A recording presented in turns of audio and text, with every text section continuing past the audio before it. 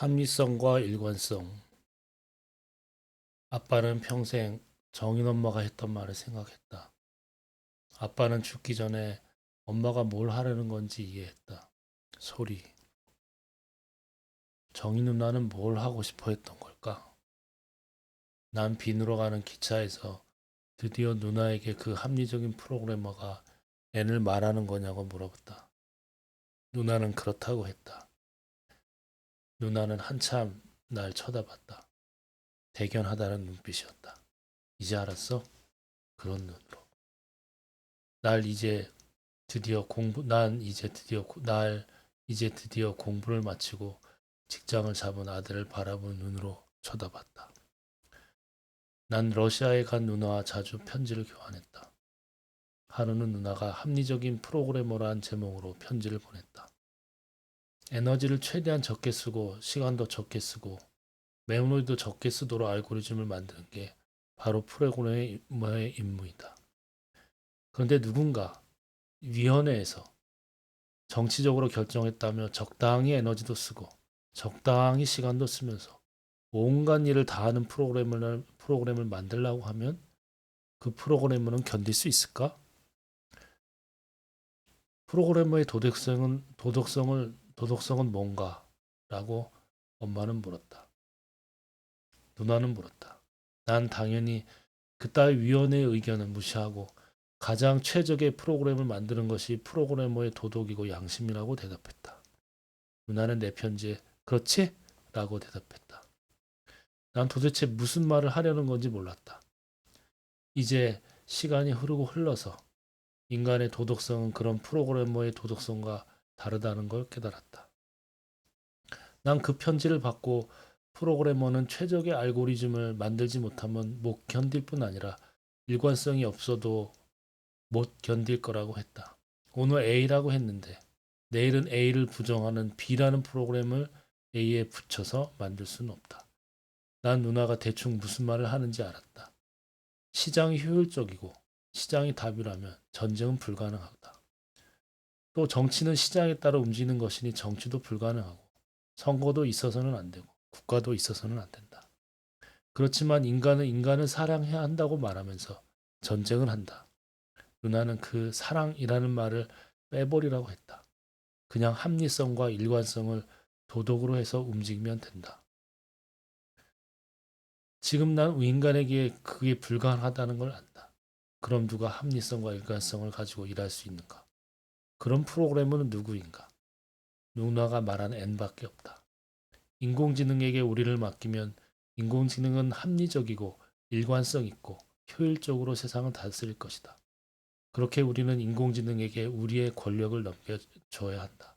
그래서 난 기차에서 애니 그 프로그램은 뭐냐고 물은 것이다. 누나는 무심하게 그렇다라고 대답했다. 난 기차를 타고 빈으로 가는 내내 새로운 세상에 대해 생각했다. 빈에 올 때까지 난 약간의 공포, 그리고 약간의 불안, 그리고 거의 대부분은 희망과 빛을 뿜고 빨리 빈에 도착하길 기다렸다. 빈에서 집을 구한 후 시간을 내서 충분히 누나와 그 문제를 얘기하고 싶다. 예, 단 한 페이지로 된 아주 간단한 소품입니다. 예, 이 이야기는 제가 쓰고 있는 장편의 한 부분인데요.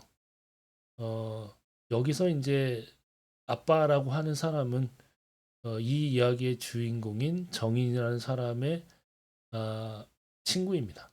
친구이자 동생이죠. 그래서 이제 정인이와 그 아빠라는 사람이 유럽으로 이제 도피를 합니다. 왜냐하면 정치적으로 문제가 좀 있어서 그 가족들이 다 유럽으로 갔거든요. 그래서 오스트리아로 가서 빈으로 가는 기차를 타고 갑니다. 타고 가면서 심각한 얘기를 이제 하는 거죠.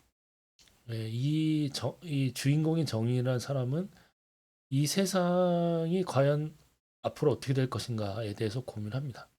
근데 어, 세상은 합리적이지 않죠. 사람들은 이 말했다 저 말했다 합니다.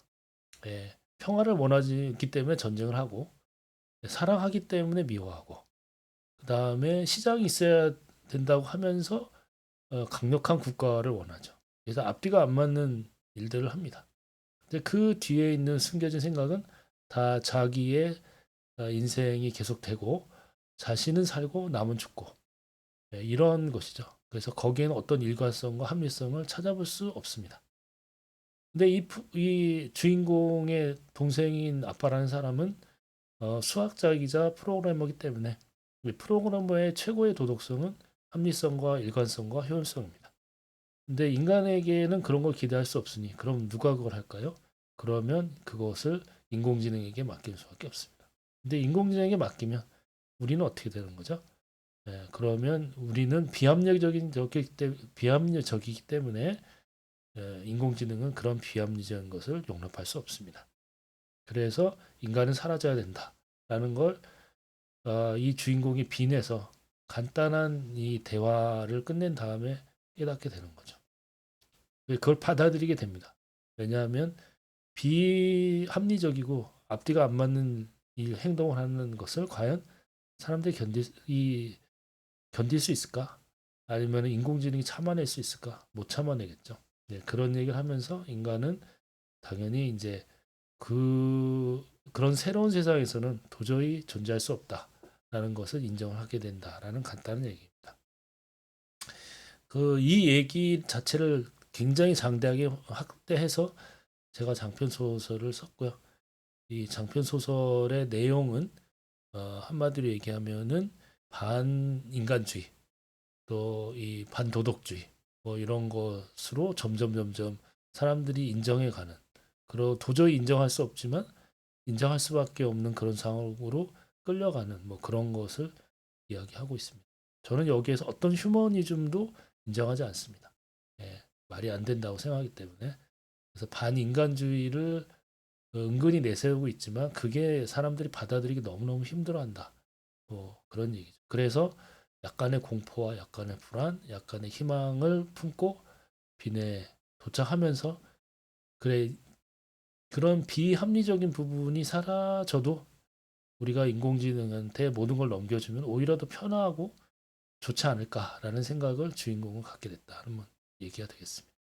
네. 사실은 요거 말고도 많은 단편들이 지금 있는데요. 근데 이 단편들이 뭐 8페이지짜리도 있고 중편 뭐 30페이지짜리도 있어서 이거를 계속 낭독을 하는 건 어렵고 아주 간단하게 한두 페이지로 돼 있는 뭐 그런 뭐 소설의 일부 같으면은 낭독을 해서 가끔씩 소개를 하고자 합니다.